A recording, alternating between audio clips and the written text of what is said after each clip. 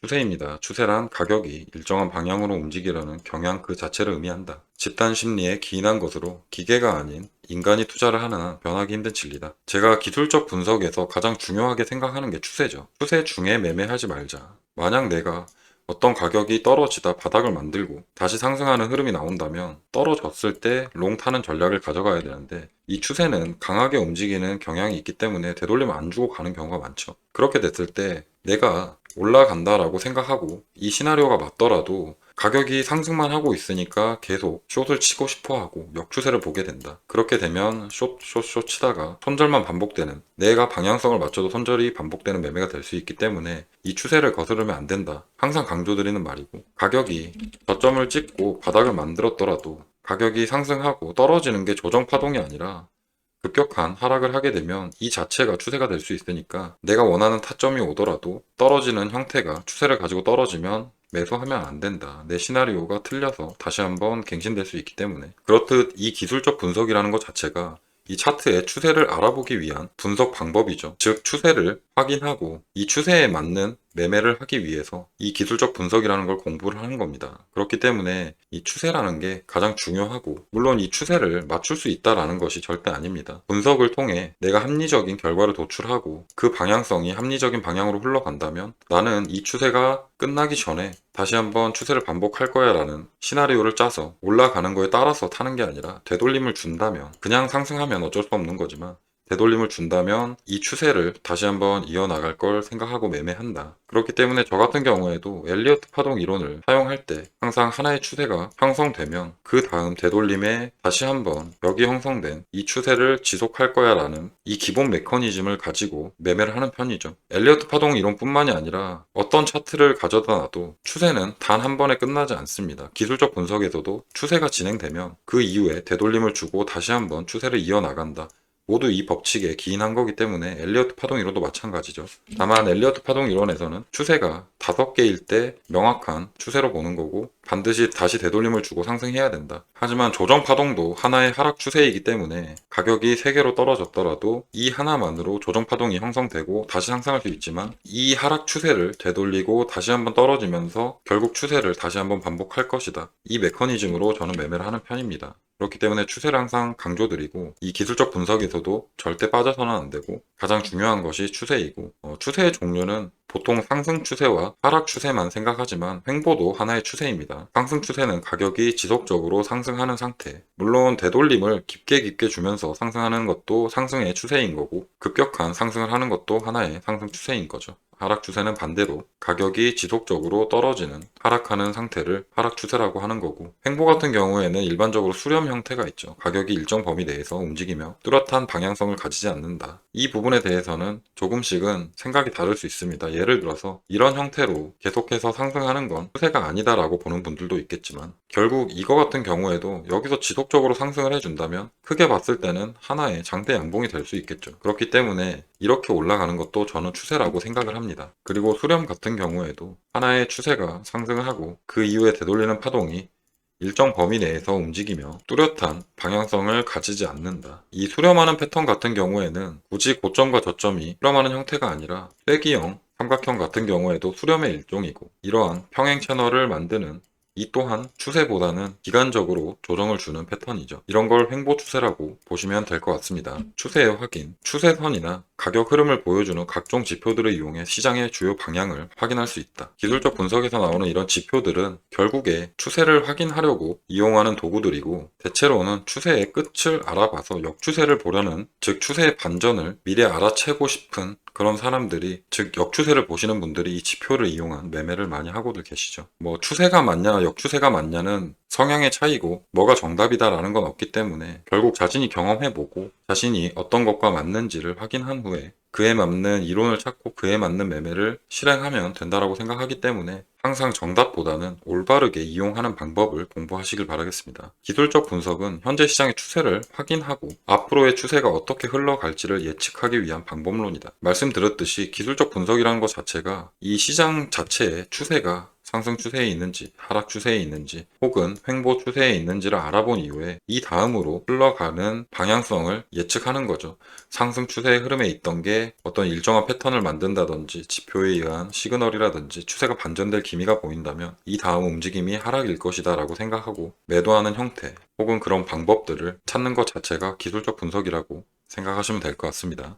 추세의 확인입니다. 가격은 일직선으로 움직이지 않고 지그재그의 형태로 움직이기 때문에 추세의 확인은 항상 한 발 느리게 확인이 되기에 명확한 추세의 확인은 쉽지 않다. 이 부분 같은 경우에는 당연한 거죠. 어찌 보면 이 차트 움직임이라는 것 자체가 어떤 이론이든 항상 후행한다라고 이야기하는데 그건 당연한 겁니다. 가격이 하나의 상승 추세를 만들고 있다가 일정 가격, 큰 폭의 하락을 하면 이게 추세의 전환인지 그게 아니라면 이전 추세의 되돌림을 주는 건지 명확히 알 수 없죠. 결국 시간이 지나서 흐름 자체가 추세의 전환이 됐는지 그게 아니라면 조정을 마치고 다시 한번 상승하려는 흐름인지는 결국 지나봐야 아는 겁니다. 그렇기 때문에 기술적 분석이라는 것 자체가 어떤 지표는 후행하고 어떤 지표는 선행한다 이런 게 의미가 있는 게 아니라 항상 추세의 확인은 늦게 확인될 수밖에 없고 추세의 전환이 됐는지 되지 않았는지는 지나봐야 아는 거죠. 고점과 저점이 점차 우상향하는 것을 상승 추세라고 한다. 이거 같은 경우에는 다우 이론에서도 나오듯이 상승 추세에 있는 흐름은 고점과 저점이 내려가지 않고 계속해서 우상향하면서 이전 고점과 이전 저점에 비해서 계속 높아지는 추세다.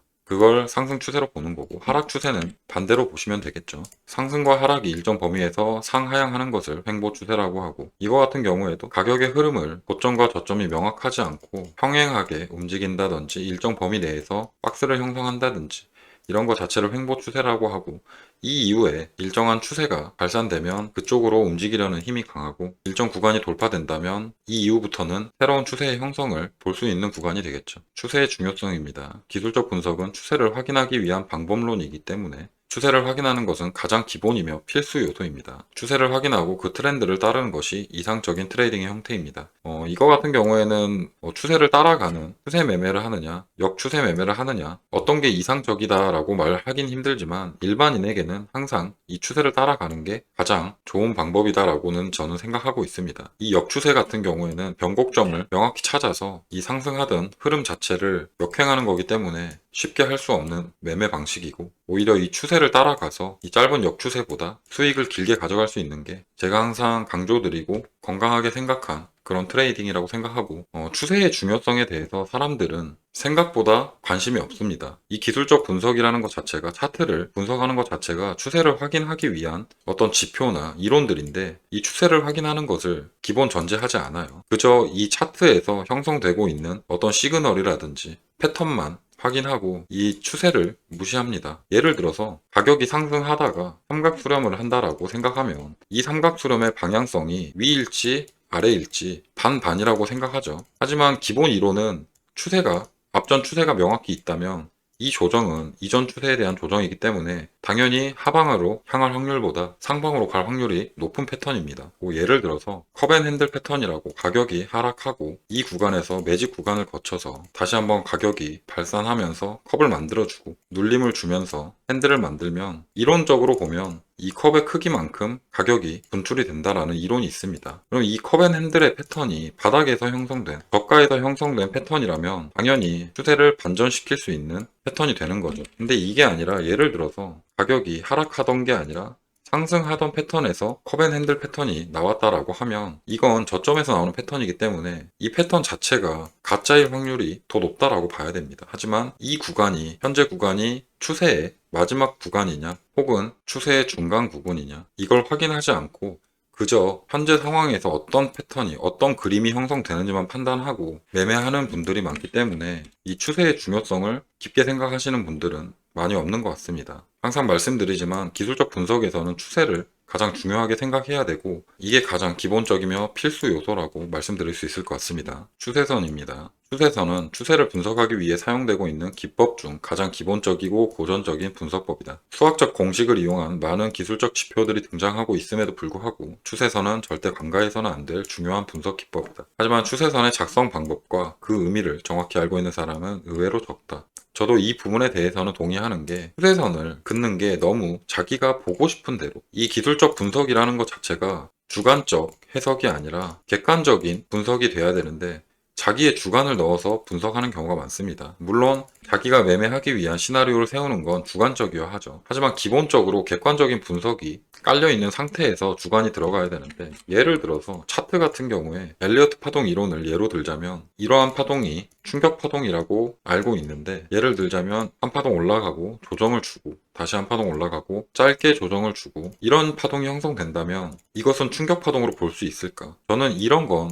하나의 추세 그리고 두 개의 추세다라고 말씀드리는 편이죠. 이렇게 말씀드리는 게, 물론 정답은 알 수 없습니다. 이렇게 충격 파동이 형성될 수도 있고 이렇게만 형성돼야 될 수도 있어요. 다만 이 파동의 규모를 틀리게 카운팅하면 결국 명확한 저점 두 개, 명확한 고점은 두 개가 되는 거죠. 그럼 여기는 하나의 추세, 조정, 그리고 한 추세로 올라간 거기 때문에 저는 세 개의 파동으로 보는 거고, 누군가는 이걸 다섯 개의 파동으로 볼 겁니다. 그렇다면 자기 보고 싶은 대로 어떨 때는 이렇게 충격 파동입니다 라고 하고 어떨 때는 여기는 ABC입니다 라고 해버리면 객관성도 부족하지만 자기가 보고 싶은 대로 보게 되는 확증 편향이 생기겠죠. 예를 들어서 다이고날 같은 경우에도 일반적으로 고점과 저점이 명확한 다이고날 형태가 있어야 하는데, 이런 식으로 파동의 규모가 너무 맞지 않는, 누가 봐도 하나, 두 개로 올라간 파동인데 이 구간을 하나, 둘, 셋, 넷, 다섯으로 이렇게 다이고날이 아닐까라고 카운팅을 하시는 분들이 있는데, 물론 이렇게 카운팅을 할 수도 있습니다. 할 수 있고 이게 맞을 수도 있지만 이렇게 해도 되고 이렇게 해도 된다라고 하면 과연 이게 합리적인 기술적 분석이라고 할 수 있을까에 대해서는 의문입니다. 추세선 같은 경우에도 몸통에 긋느냐 꼬리에 긋느냐에 따라서 추세선이 많이 달라지죠. 객관성 있는 분석을 하려면 자기만의 기준은 있어야겠죠. 몸통에 그을 거면 항상 몸통부터 긋고 꼬리에 그을 거면 항상 꼬리부터 그어야지, 이미 만들어진 차트로 마치 이 추세선을 지지받는 형태로 올라갔기 때문에 추세를 이렇게 긋고, 만약 이 밑에 이 꼬리를 지지받고 올라간 것처럼 보이면 이 꼬리에 긋고, 이렇게 돼서는 절대 안 된다는 거죠. 그리고 추세선을 그을 때도 명확한 고점과 저점을 이어야 하는데, 예를 들어서 아직 저점이 나왔는지 아닌지는 모르는 상태인데 이런 구간에서 그어놓고 다시 떨어지면 또 수정하고 또 떨어지면 수정하면 여긴 결국 지나고 보면 저점이 아니라 그저 파동이 진행되고 있는 중간이죠. 그렇기 때문에 항상 추세선도 마찬가지고 카운팅도 마찬가지지만 명확한 고점과 저점을 잇는 게 가장 중요하고 객관적으로 차트를 볼 수 있는 하나의 방법이라고 볼 수 있을 것 같습니다. 추세선 그리기입니다. 지지선은 이전 저점과 그보다 높은 저점을 이어서, 그리고 저항선은 이전 고점과 그보다 낮은 저점을 이어 긋습니다. 말씀드렸듯 추세선을 그을 때는 명확한 고점 혹은 저점을 이어 그려야 하며 객관적으로 그어야 합니다. 보통 추세선을 그을 때는 이미 만들어진 차트를 보고 긋기 때문에 최대한 저점이 겹치도록 긋거나 최대한 고점이 겹치도록 긋는데, 이건 추세선이라고 할 수 없습니다. 추세선이라는 건 당연히 추세를 알아보기 위한 그저 선에 불과한데, 이걸 어떻게든 지나간 차트에 맞춰서 그으려고 하면 안 되죠. 명확한 저점과 고점이 만들어졌을 때 추세선을 그어놓고, 만약 여기서 상승의 흐름이 강해져서 새로운 저점이 생겼다면 다시 추세선을 연장시키는 이런 방식이 기본 이론에도 있습니다. 추세선을 그리는 방법은 명확한 저점과 저점을 이어야 하고, 이 위에서 당연히 새로운 상승 추세가 형성되면 추세선을 수정할 수는 있지만 저점이 만들어지기 전에 미리 추세선을 그어 넣는다든지, 가격이 상승하는 흐름에 있다가 떨어졌다가 살짝 반등하면 벌써 저점이 나왔구나 하고 이렇게 상승 추세를 긋는 것은 잘못된 방식이고, 명확히 큰 반등을 하면서 저점이 만들어졌다라는 게 확인되면 그때 추세를 이어 그리는 이런 방식으로 추세를 그어야 명확하게 추세를 알아볼 수 있고 신뢰도가 있다는 점 꼭 인지하셔야 되고, 상승 추세에 있어 가장 중요한 것은 고점인가 저점인가를 봤을 때 수요와 공급으로 형성되죠. 시장 자체는 시장 특성상 수요와 공급에 의해서 가격이 결정되고 형성되기 때문에 상승 추세에서는 공급보다 당연히 수요가 더 중요하고, 수요가 강해야 가격이 상승할 수 있기 때문에 그렇기에 상승 추세를 잘 보여주는 구간, 즉 수요가 명확히 들어온 구간이죠. 가격이 상승했다, 조정을 마치고 다시 상승한다, 이 구간에서는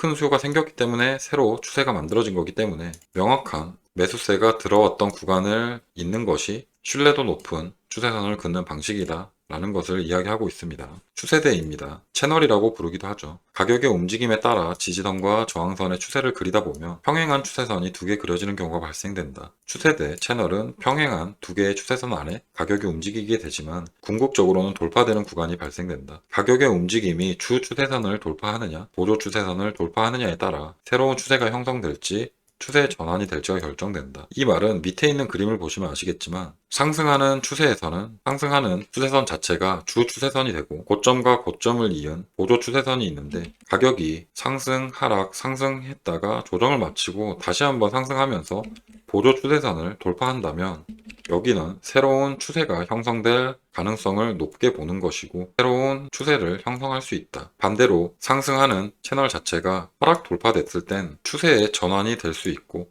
그렇게 된다면 하락하는 추세의 흐름이 형성될 수 있다는 것을 의미합니다. 물론 이건 채널에만 국한된 게 아니라 추세 그 자체에도 국한되는 거죠. 채널이 상방으로 움직인다라고 해서 항상 역방향으로 돌파돼야 하는 건 절대 아니고 반대로 채널이 하락하는 흐름에 있다라고 해서 반드시 상방 돌파해야 되는 건 절대 아닙니다. 이 채널 자체도 하나의 추세고 그 추세가 위로 돌파되느냐 아래로 돌파되느냐는 미리 예측할 수 있는 부분이 아니라 그 이후에 돌파되는 움직임이 나온다면 그 추세를 따라가는 매매 방식을 택하는 게 기본적인 추세 매매 전략과 이 추세에 의한 매매 방식이다라고 생각하시면 될 것 같습니다. 방금 말씀드린 것처럼 추세의 가속은 보조 추세선을 돌파하며 추세가 가속화되는 경우를 이야기합니다. 주 추세선이 명확한 저점과 저점을 이은 주 추세선이 형성되어 있는 상태에서 보조 추세선이 돌파되는 이 구간은 추세가 가속화되면서 상승 흐름이 다시 형성될 수 있고 추세의 전환은 보조 추세선이 아니라 주 추세선을 돌파하며 추세가 전환되어 새로운 추세가 형성된다. 상승하던 흐름 자체가 수요 라인이던 이 주 추세선을 돌파하게 되면